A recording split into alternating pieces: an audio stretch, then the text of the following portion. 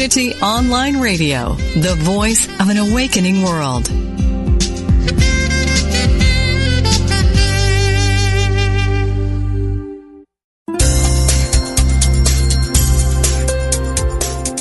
Thank you for tuning in for this Unity Partner Program.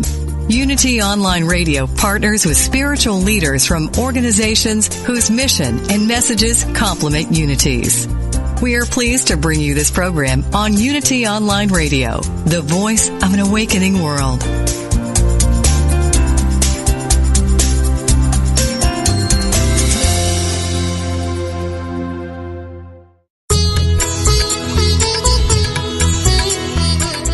Welcome to the Yoga Hour, Living the Eternal Way, offering insights and practices for spiritually conscious living today with Yogacharya Ellen Grace O'Brian from the Center for Spiritual Enlightenment in San Jose, California. To ask questions or join in the discussion, email us at theyogahour@unityonlineradio.org. Now, here's your host, Yogacharya Ellen Grace O'Brian. Good morning and welcome to the Yoga Hour, a time to open our hearts and minds to the infinite. I'm Dr. Laurel Trujillo, and today I am joined by the Yoga Hour's founder, Yogacharya Ellen Grace O'Brian. We'll be discussing Kriya Yoga, sharing some insights and time-tested practices from this ancient system.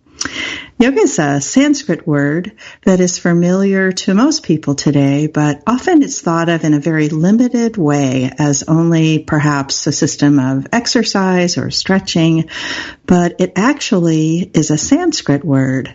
Yoga means oneness, union, or unity, the bringing together of our attention and awareness with our essential spiritual nature to be restored to our original wholeness. Our topic today is meditate for good.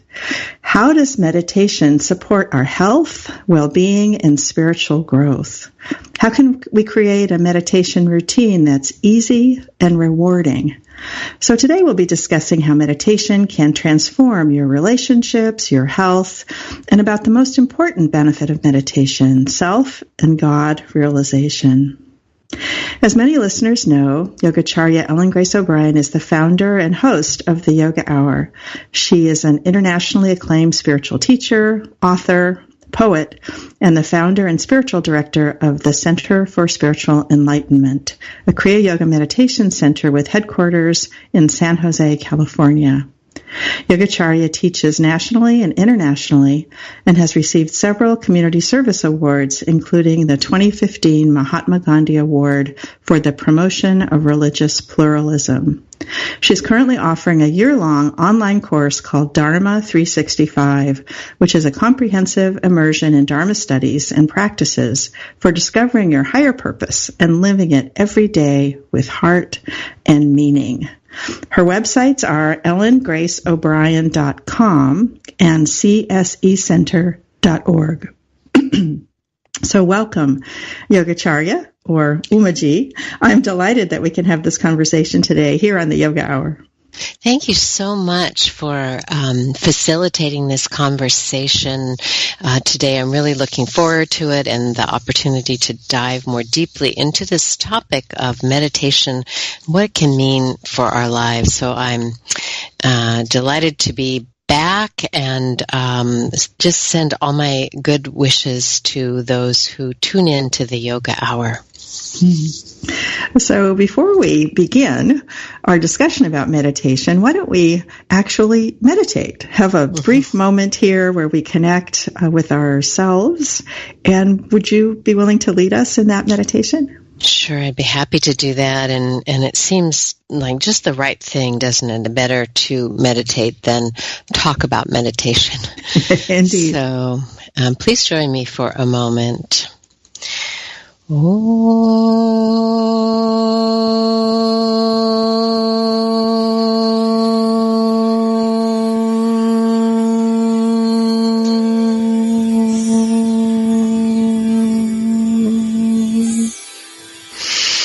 With the simple chant of Om,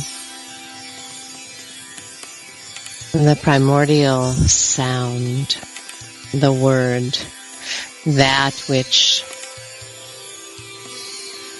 represents the energy, the divine energy, consciousness and power pervading all of life, with the chanting of that simple mantra, Om.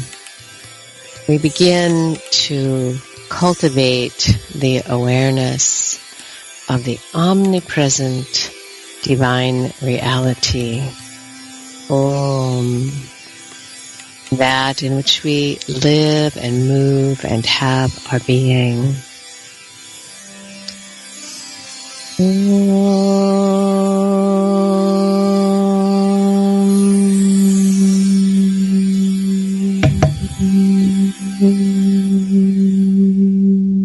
The beauty of chanting Om,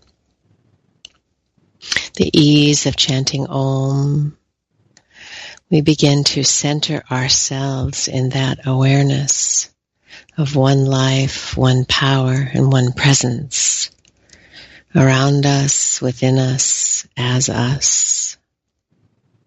Om, we are immersed in that. So let us simply become aware of our breath. Feel the in-breath as it flows in gently through our nostrils. The cool air coming in.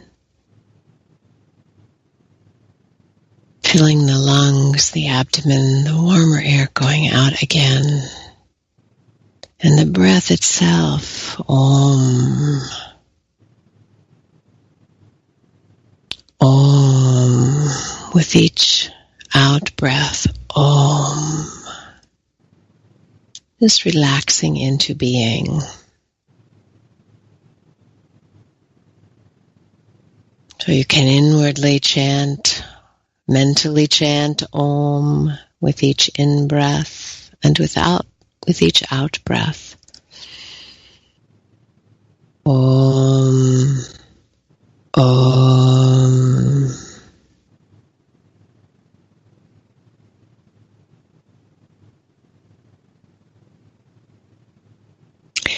And notice as you mentally chant and attend to your breath, how the mental field begins to become calm and quiet.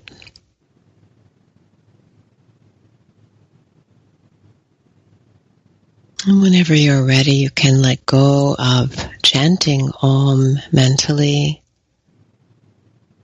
Let go of attending to your breath and just allow your attention and awareness to expand beyond the mantra, beyond thought.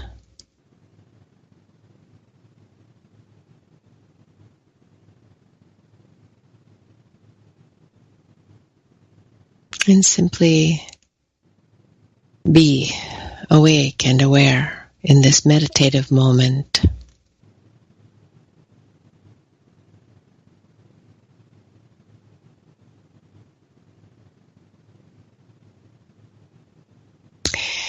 And let us gather up the peace that is inherent to our being.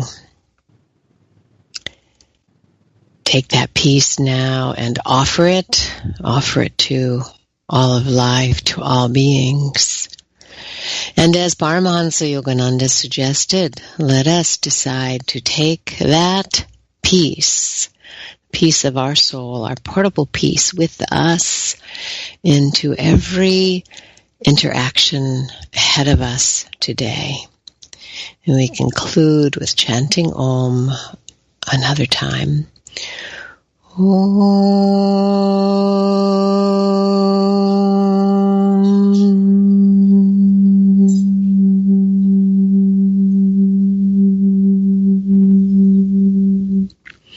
Peace, peace, peace. Well, thank you so much. That was really beautiful. And I can't think of a better way to start our reflections on meditation than actually meditating. Mm-hmm. So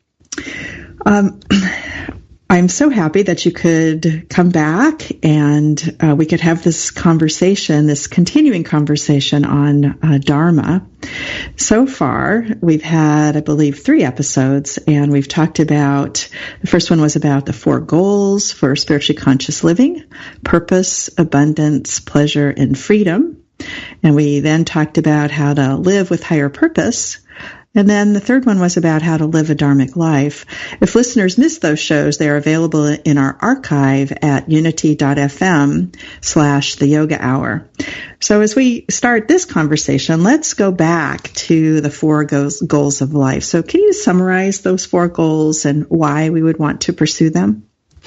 Yes, of course. The Vedas, the Vedic teachings offer 4 universal goals for human life that have to do with arranging conditions, being intentional in how we live, so that while we're here in this current incarnation, we can fulfill our potential.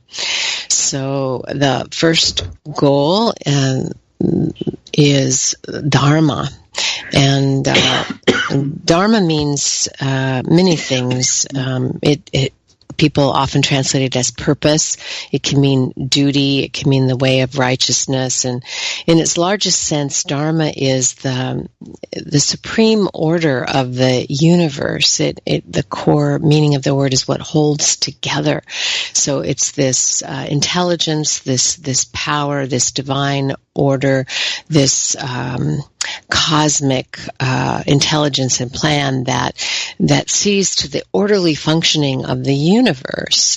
And then that is what gives rise to, spiritual and ethical codes to live by and moral codes to live by, which is all dharmic. In other words, how do you live in an orderly way, and in the highest way, how do you live in accordance with spiritual principles? So Dharma is about living with purpose, but in particular about living with higher purpose. And then what's usually put forth as the second goal is Artha, which is translated as wealth, and it is our ability to prosper, and specifically to learn how to attract and work with resources that are necessary to fulfill our purpose. So, fulfilling our purpose in life, living in the highest way, doing what we're here to do, to contribute what is ours to contribute, doesn't, happen automatically. We have to learn to cooperate with the infinite, and we have to learn how to prosper in order to do that. So, that we can contribute, so we can take care of ourselves and fulfill our, duties and responsibilities to those around us. We can contribute to the well-being of all. So we need to learn how to prosper in order to do that. And that is Artha, the second of the 4 universal goals. And the third is Kama, which is pleasure. And that just holds up so beautifully that we're here to enjoy life, that the true nature of the soul is bliss, is ananda, or joy. And so if we can learn to live a life that is closest to the soul, to live from the soul, we are naturally going to live in joy. So it's important to learn how to live a fulfilled life that can connect us with the soul's bliss. And then the last goal is moksha, or liberation, which is really enlightenment, complete freedom in this lifetime, freedom from ego-based identity, being awake and living the awakened life. Yes, and I particularly appreciate in our in Kriya Yoga, as brought to the United States by Paramahansa Yogananda, I really appreciate how liberation is something that's accessible to everyone. It's not something that's just for the few. Yeah, well, it's helpful, isn't it, to have it held up as the goal of life. Otherwise, people are confused about, what they're here for. Paramahansaji said, life is not what you think it is. This life, the purpose of this life is not ordinarily what people think it is. People, think in terms of more mundane goals in life, whether it's, achieving success in a profession, raising a family, becoming famous, all those things. And, those things may happen, and they may be useful, and can be part of your dharma, but the greatest goal is to wake up. And so, yes, it is useful for us to know that, isn't it? So we can start to focus our attention and start to arrange conditions in our life so we don't complicate things so much that goal seems forever out of reach. Mm-hmm.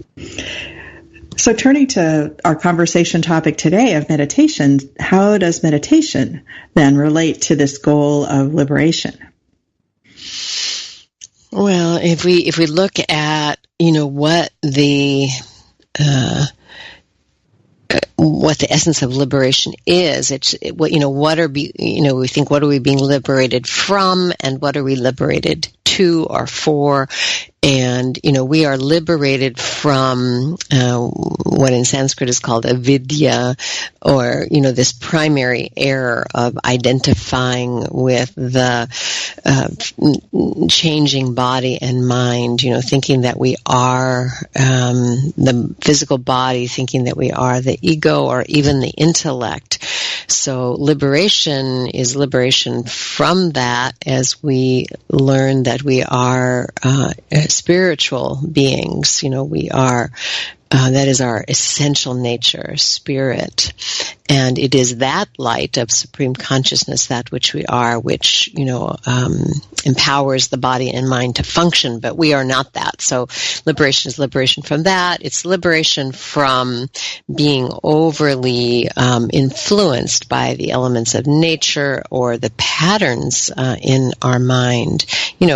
So when you begin to meditate, one of the first things that happens, which is just, wonderful, is that you experience your essence of being. You can see that you observe the mental field. And so if you study that a little bit, you'll understand that you are the observer, and we are not, anything that we can observe. So we observe the body, we observe the mind.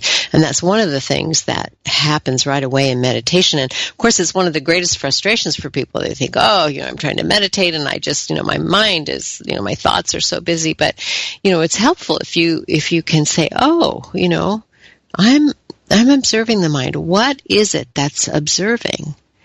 And so begin to put your attention on the observer rather than on the thought. So meditation helps us initially, right away, have that direct experience of what we are. And then over time, it purifies the mental field. I would explain that by sort of, it's like it's turning on a light inside, brings more luminosity to the mental field. So we're more aware of what's arising in the mental field. So we're more aware of a reaction, for example, that arises, whereas previous to meditation, perhaps we're just acting on that reaction.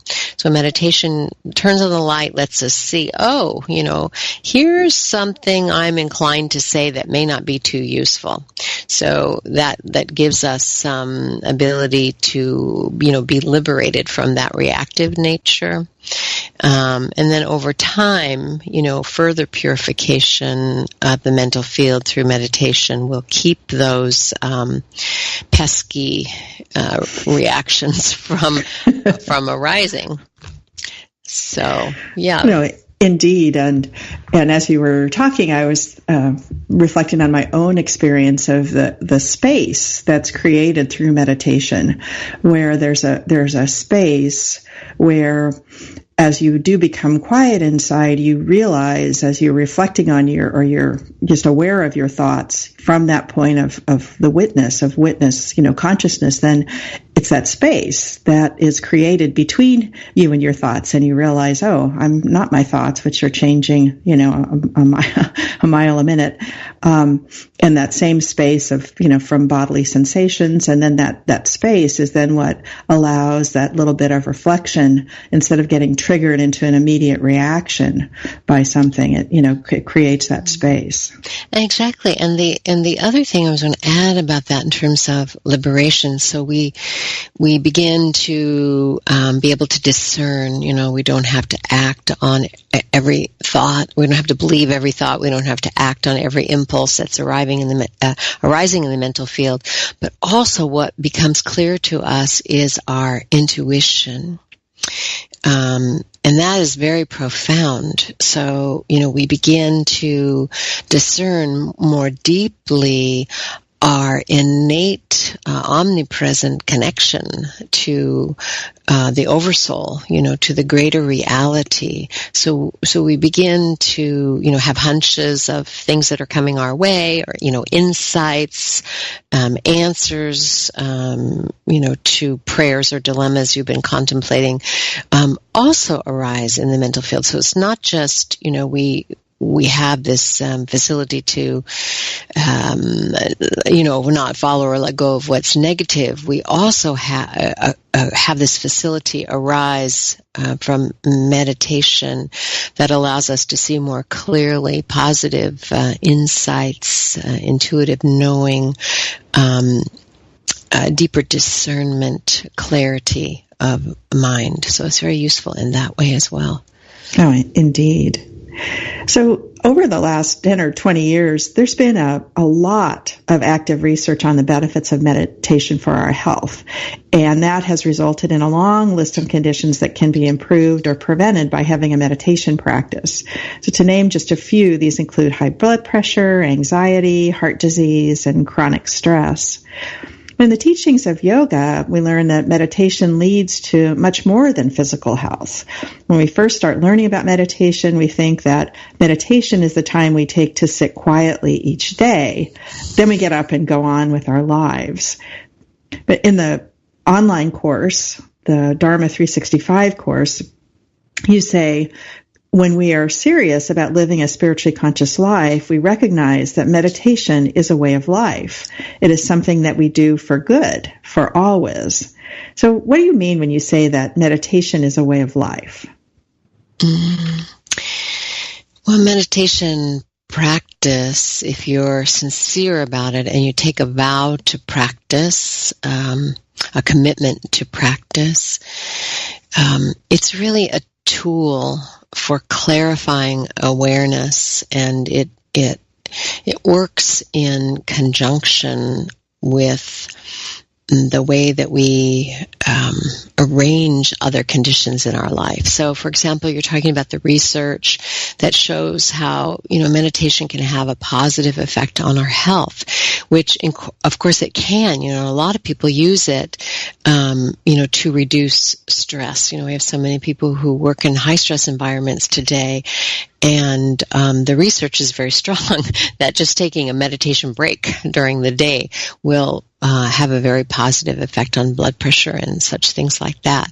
However, meditation in and of itself can't change all those conditions in our life. So if you are a sincere meditator, as I was explaining earlier, you begin to see, have more insights into the way that you are living. The mind is quieter. You begin to have more intellectual discernment. You begin to have more intuitive awareness. And that leads to making positive changes in life. So the two really have to work together. If you want to lead a dharmic life, if you want to fulfill your purpose in this lifetime, meditation, it really becomes a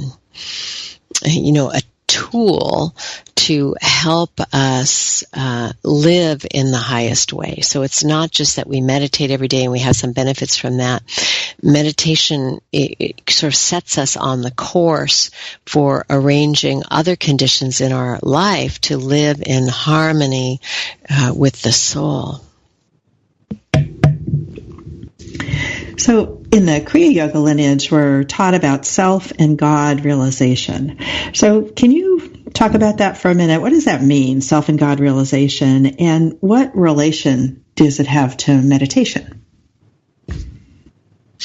I was thinking about, as you said that, can you talk about self and God realization? Oh, yeah. In like 30 seconds, just give me a brief recap. Well, not only that, can you talk about soup? Well, yeah, I can talk about soup. I can talk about carrot soup. I can say, it's orange and it has kind of a sweet taste, kind of a tangy taste. Sometimes you put curry in it and that contributes to the tang, and it has you can have a creamy texture to it and a little bit of a salty aftertaste to the sweet. So, all of this I can describe, but if you taste carrot soup, of course, then you know what carrot soup is. And that's really the goal that we have for meditation and spiritually conscious living, which is to directly experience the self, to know what we are, because that is what is transformative. It's to intellectually understand, that we are not the body, we're not the mind, we're spiritual beings. We are that self. That's a capital S, not the ego self. That it means that the divine self, that one reality, which is the self of all. We're spiritual beings. That is, realizing that. So we can know about it, as we talk about it, study about it. But talking about it is not it. And so it takes the direct experience of it to realize it, to know, you can know about it, but then to experience directly is to realize it. And I was reading the other day about Ramana Maharshi, the great sage of South India. And of course, you and I went to his ashram, and that was a beautiful experience there in South India. But, people really think of, when they think of Ramana Maharshi, they think of the practice that people associate with him of self-inquiry, to practice the meditation of inquiring, who am I, which is what I was suggesting earlier, instead of looking at the thoughts, look at the self that's looking at the thoughts. Who am I? Who is this I, that is experiencing, that is seeing? So he's very famous for that practice, but when this person who had studied with him was, talking about him and his practice, he said that Ramana Maharshi did not hold that as the primary practice. He held that the primary practice is silence. And of course, if you've ever seen a photograph of him, or a photograph of Paramahansa Yogananda for that matter, you can tell, those who abide in the deep silence of the soul, because that's transmitted even in seeing their photograph. So for self-realization, the best place to go is into the cave of silence. And, people say, well, I can't get silent. My mind is so chatty, it goes all the time. But, if you sit long enough and intend to abide in that silence of the soul, it comes. And with that, unbelievably, we've already come to the break. You're listening to the Yoga Hour with our special guest today, Yogacharya Ellen Grace O'Brian. Please join us. We'll be right back.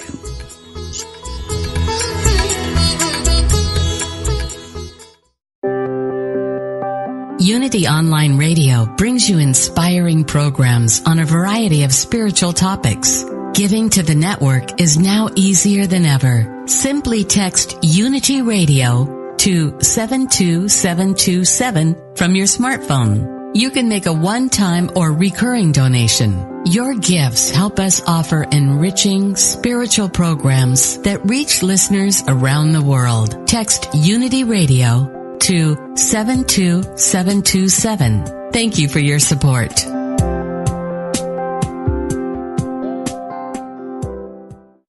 What if you could start each day with a positive outlook, remembering you are a divine expression of God?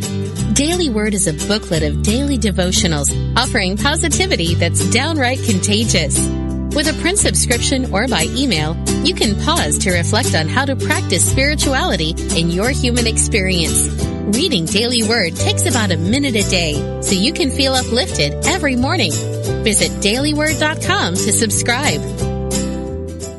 Did you know you can reach Unity's 24/7 prayer ministry online? You don't even have to give your name to know the prayers have begun for you or those you love. Someone has been praying around the clock at Silent Unity since 1890, and every request is taken into prayer for 30 days. Why not let us pray with you, too? To submit your prayer request to Silent Unity Online, go to unity.org and click on prayer, or call 1-800-NOW-PRAY.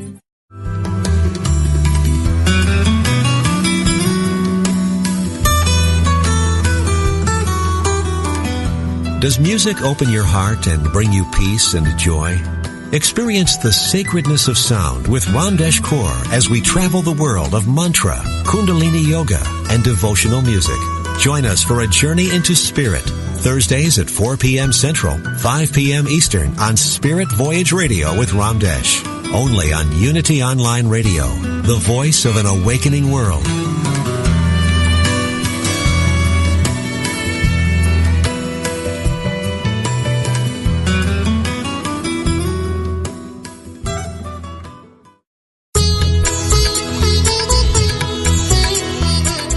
You're listening to the Yoga Hour, Living the Eternal Way, with Yogacharya Ellen Grace O'Brian.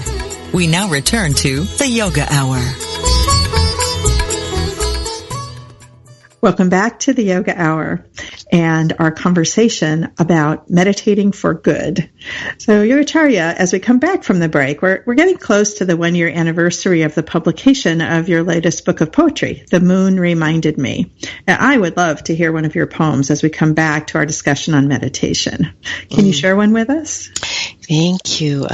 Thanks for the reminder about the anniversary of the book coming out. And, of course, many of the poems in the book are about meditation and meditation experiences. And I'll actually read two short ones. And the first one is called Sandhya. And Sandhya is a Sanskrit term for the transitional hours. And so that the time of sunrise, especially in the morning, is considered an auspicious time for meditation. And if you get up before the sun comes up and you step outside, or even, of course, inside you can experience, but it's stronger outside, you experience the meditative quality in the atmosphere itself and in the earth itself. Sometimes yogis call this the hour of Brahm, meaning the hour of God. And so to be up when the sun is coming up and you can feel and experience and be infused with that solar light that begins to cover the earth. And, we are not separate from nature, from the earth. And so this light that comes up and illumines everything and begins to wake up. The birds begin to sing, plants turn towards the light. It also, of course, it was reflected in our own mental field, this light, and we can connect to it. So this poem is called Sandhya, referring to that auspicious time to meditate at dawn. Sandhya, listen. Lark sings as day begins and when it ends. The tide of gratitude flows in. Senses bow before the One. This is the hour. Enter the temple of I am that. Grace is being dispensed. Take prasad, ambrosia of now, nectar of surrender. It will sweeten your tongue, render you speechless, make you sing. So, here, of course, this poem is about meditation, the first thing in the day, and that deep listening of meditation and feeling the arising of energy, of Shakti, gratitude, of opening of our hearts and our minds, the senses becoming restrained, quiet, bowing before this infinite divine presence, and entering the temple of now. The present moment is where, of course, our meditation occurs, when the mind stops moving between the past and the future. So we enter the present moment and experience, I am that, with a capital T. I am that divine reality. I am supreme consciousness. And we have communion, we have communion with the One, and that is referred to in the poem as prasad, in a spiritual ritual. Prasad is the fruit, the flowers that is offered to the deity during the ritual and then consumed at the end by the one who has offered or those who are attending the ceremony. And it's usually something sweet, a sweet fruit. And prasad means grace. And so, often when I meditate, I cultivate this feeling that I am sitting in the grace-bestowing presence, because that is the nature of this higher reality that we call God, that it is imbued with this overflowing grace. So you can cultivate the felt sense that when you're meditating, you are, just sitting in this grace-bestowing presence. Like you could sit under a waterfall, right? And have it just wash over you. So, not only to simply relax and clear the mind, but also to profoundly open your heart to your essence of being, and to feel the profoundly gifted and grace-filled nature of your life. So the next poem is called In the Heart is a Well, and I often read this one when I'm teaching meditation, because it is about the meditative experience and, pointing to it. In the heart, and here, of course, I'm not talking about the physical heart, I'm talking about our essence of being as the heart, the deepest reality of that which we are. In the heart is a well filled with the sound of silence. In the heart is a well filled with the sound of silence. Drink from it. One taste changes everything. How do I know? The day I stopped sitting on the edge and fell in told me this. So there's several things in this poem. Of course, it begins with, pointing us to considering that the experience of meditation is one of fullness. Of fullness.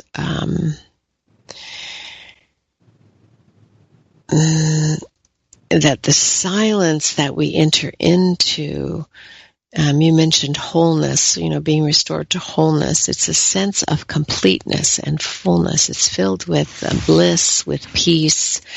So we're entering into this silence that is full.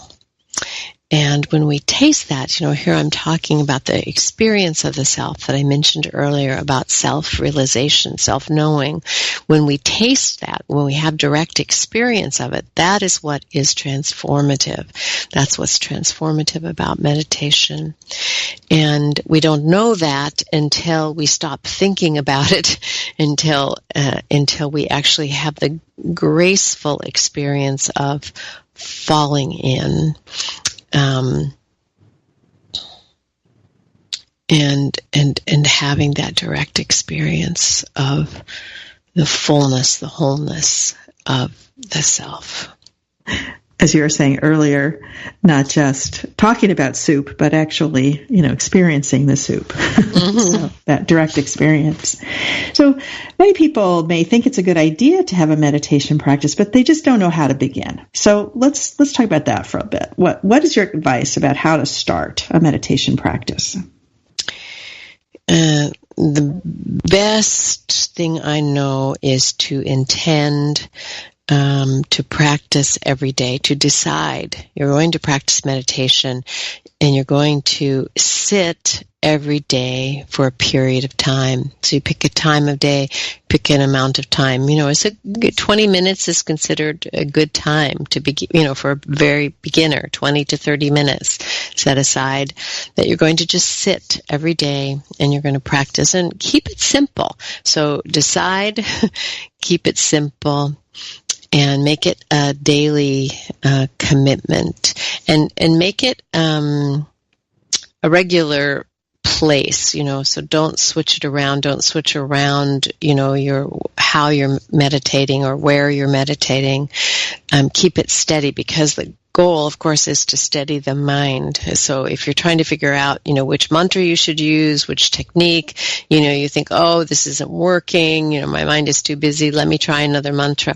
Then pretty soon, when you sit, a lot of your thinking is about, well, which technique should I use? So, they're all good, they're all fine. Just pick one, and do that. And the simplest technique, of course, is simply to observe your breath. But decide to meditate, keep it simple.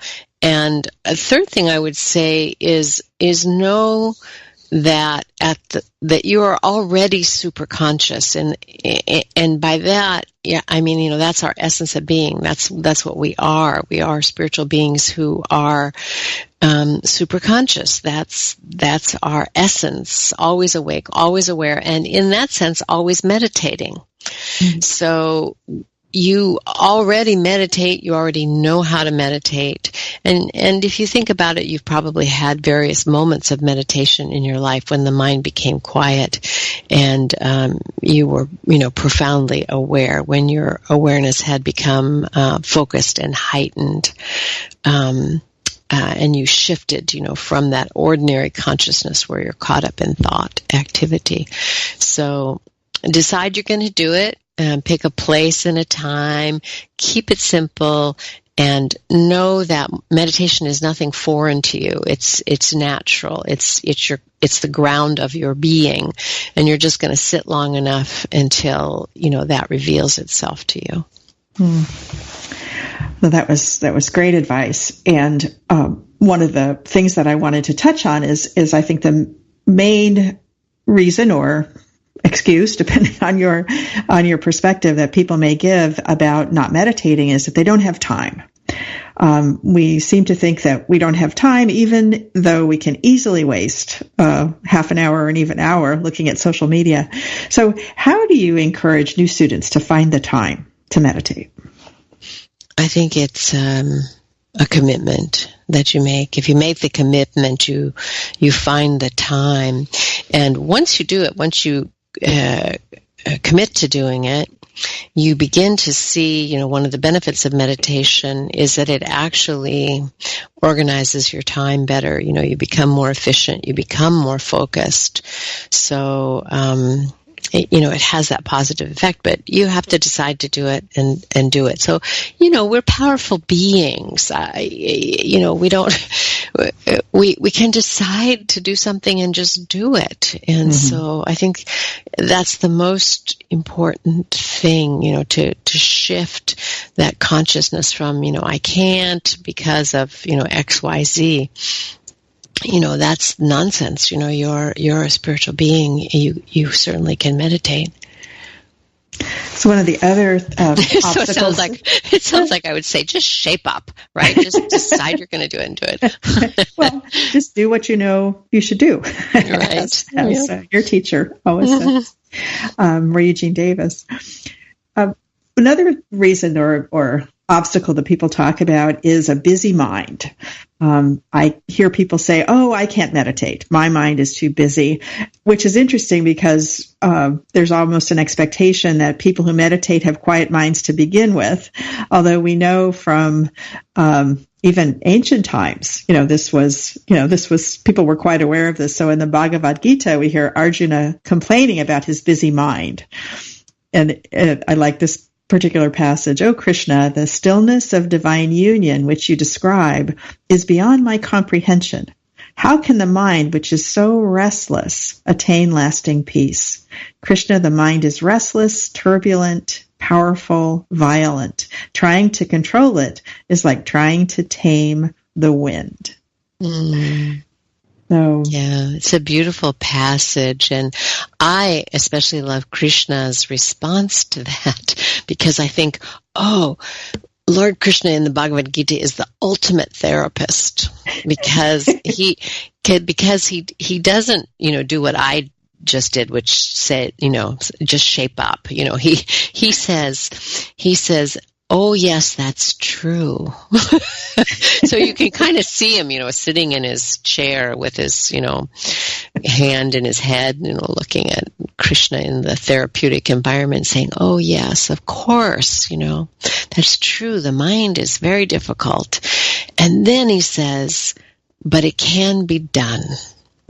And, that's so beautiful, isn't it? He says, yes, that is true. But it can be done. So you get this affirmation that, of course, that is the way that it is. But we also hear it can be done. And how is it done? And then Krishna proceeds to tell him it's done really by two kind of overarching goals. One is to have a steady practice, begin to learn how to turn your attention within, and you can do it. And the other is to begin to curb your awareness during the day, begin to not be quite so outwardly oriented, quite so caught up in things that disturb the mind, right? So you're really training the mind. So you're doing that during the day. You're noticing, what causes you stress and worry and anxiety, and you're learning how not to hang out at those places.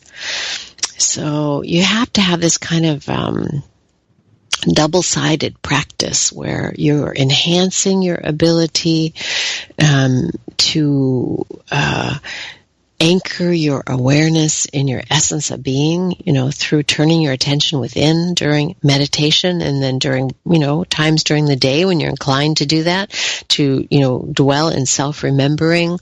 But you're also learning how not to go down those dark alleyways, that cause so much anxiety and conflict in the mind. So you're learning how to curb your attention. Which is one example of what we were talking about earlier, about really meditation being a way of life. And it affects not just the period of time that we're sitting in meditation, but really potentially everything that we do during our day. Yeah, meditation is just a tool. Meditation is not a cure-all, but meditation is so beneficial if we use it as a tool for, learning how we can live more effectively. It's meant to enhance our awareness, help us live more effectively. So we've come to almost the end. There's another 2 or 3 minutes, and I was wondering if you wanted to share another poem with us in closing. Oh, okay. Or if you don't, we could just talk about something else. No, I just opened the book. There's another, as I said, many of the poems in the book are about the mystical experiences of meditation. And here's one that is called Anahat.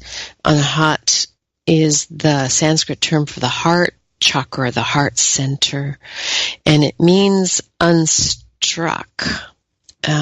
It refers to the Om vibration, the holy word, that eternal resonance of divine presence that's in everyone and everything. So it harkens back to our opening meditation today, and I was inviting the meditation on Om, the primal sound, the vibration of energy that is coursing through everything in the universe, including our own hearts and minds. So this poem is an invitation into the heart center, into the stillness that is full, within us. Listen with presence. Listen with presence, like the fingers of a cellist listen to the strings. Like the moon listens to the sun. Like a bee listens to the fuchsia bell and loses himself in the whirl. Like the mind listens to the heart, tastes the sound of bliss, and meets the self again. Oh, it's just lovely. That's really meditation, isn't it? That deep listening that allows us to return to the self. And with that, we've come to the end of our program. You've been listening to the Yoga Hour. It's been my pleasure to share this time with you. I'm Dr. Laurel Trujillo, and we've been joined today by the Yoga Hour's founder and regular host, Yogacharya Ellen Grace O'Brian, to discuss meditation and meditate for good. This is the 4th of our continuing series on Dharma, and if you missed the first 3 programs, as I mentioned, you can go to our archive at unity.fm/the Yoga Hour, and the dates from the prior programs are September 14th, October 5th, and November 9th. Yogacharya O'Brian is also the founder and spiritual director of the Center for Spiritual Enlightenment and Carry the Vision, a secular nonprofit organization dedicated to restoring lives and communities through nonviolence education, creating a peaceful and compassionate world. You can find out more about Yogacharya's many programs by going to her websites, ellengraceobrian.com and csecenter.org. And if you're enjoying these programs on Dharma, I would encourage you to go to the ellengraceobrian.com website and check out this year-long program, which you can start really at any time. It's really wonderful to have you on the show today, Yogacharya, and I look forward to speaking to you again on our next conversation in April. Thank you, Dr. Trujillo, for hosting this program, making it so lovely to have a conversation about these life-transforming practices of meditation.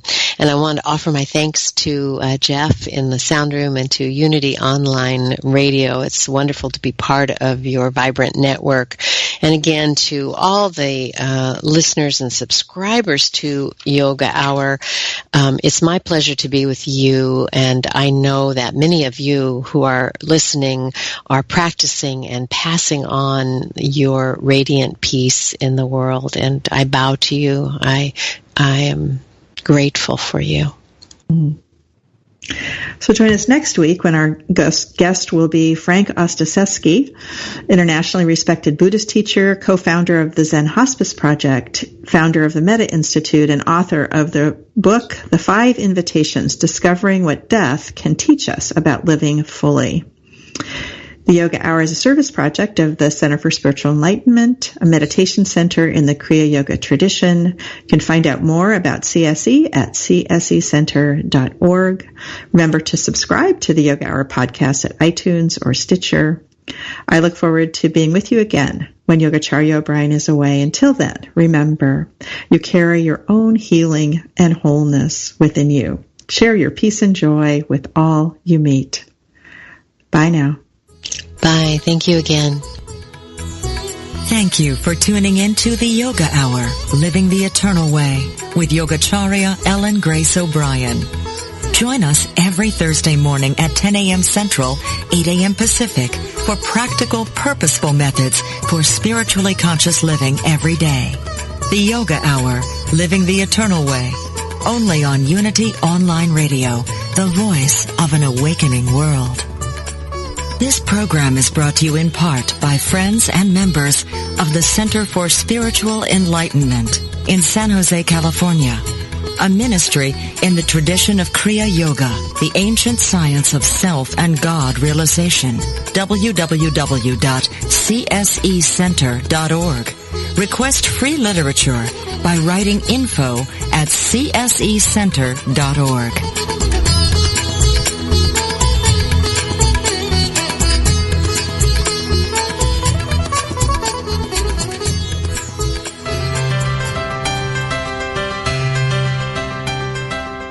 Somewhere, tucked away in the Unity Library archives in Unity Village, Missouri, you can find a secret treasure. They are the scripts from Unity co-founder Charles Fillmore's early days on broadcast radio. The teachings of Unity's founders, almost 100 years old. Now, for the first time in history, you can hear them through the power of the Internet. Join Bob Brock every Tuesday at 10 a.m. Pacific, 1 p.m. Eastern, for Unity Classic Radio, Words from Our Past. Discover the wisdom of Charles Fillmore's talks and of other Unity radio speakers read on the air again. Call in your comments and questions as Bob and his special guests revisit Unity radio talks of the past, along with historical background from the early days of the Unity movement. That's Unity Classic Radio, Words from Our Past, every Tuesday at 10 a.m. Pacific, 1 p.m. Eastern.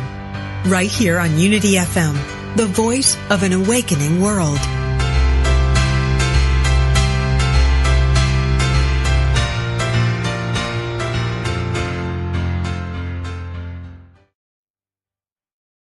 Haven't we all stood on the bank of a quiet pond and tossed a stone into the water? Haven't we seen the ripples move outward from the place where the stone entered the water until the whole surface of the pond danced with the movement of energy? Before long, we could no longer clearly see the point where the stone entered the water. My inner environment of thoughts and feelings behaves much like a pond.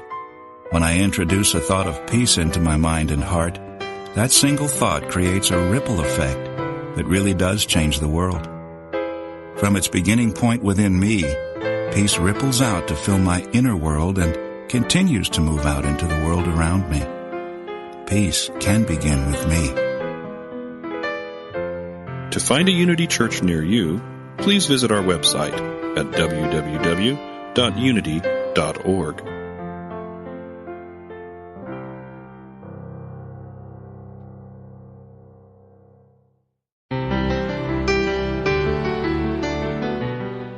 It is the birthright of each and every one of us to live an awakened life. Most religions and spiritual traditions teach us that we need to adopt a certain belief system or follow some prescribed steps to attain a state of enlightenment. A long-held belief about awakening is that only a small number of people destined to become gurus or spiritual teachers can attain it.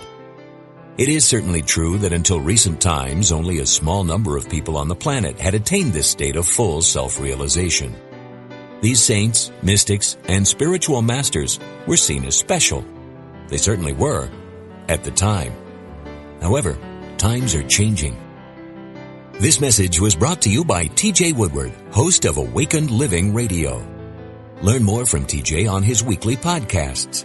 Episodes are available on unityonlineradio.org, iTunes, and Google Play Music.